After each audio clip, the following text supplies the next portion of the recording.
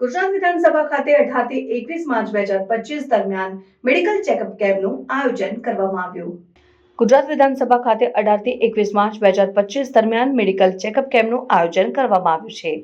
આ કેમ્પનું ઉદ્ઘાટન વિધાનસભા અધ્યક્ષ શંકરભાઈ ચૌધરી અને આરોગ્ય મંત્રી ઋષિકેશ પટેલના હસ્તે કરવામાં આવ્યું છે. આ આયોજન આરોગ્ય અને પરિવાર કલ્યાણ વિભાગ દ્વારા કરવામાં આવ્યું છે, જે મંત્રીઓ, ધારાસભ્યો, વિધાનસભાના અધિકારીઓ, કર્મચારીઓ અને પત્રકારો માટે આરોગ્ય નિદાન સુવિધા પૂરી પાડે છે. કેમ્પ દરમિયાન 18 અને 19 માર્ચે એલોપેથિક મેડિકલ ચેકઅપ કરવામાં આવશે, જ્યારે 20 અને 21 માર્ચે આયુર્વેદિક અને હોમિયોપેથિક ચેકઅપ યોજાશે. 18 માર્ચે મંત્રીઓ અને ધારાસભ્યો માટે એલોપેથિક ચેકઅપ થશે અને 19 માર્ચે બાકી રહેલ મંત્રીઓ, ધારાસભ્યો, અધિકારીઓ, કર્મચારીઓ અને પત્રકારો માટે એલોપેથિક ચેકઅપ યોજાશે અને 20 માર્ચે મંત્રીઓ અને ધારાસભ્યો માટે આયુર્વેદિક અને હોમિયોપેથિક ચેકઅપ થશે અને 21 માર્ચે બાકી રહેલ તમામ માટે આ ચેકઅપ ઉપલબ્ધ રહેશે.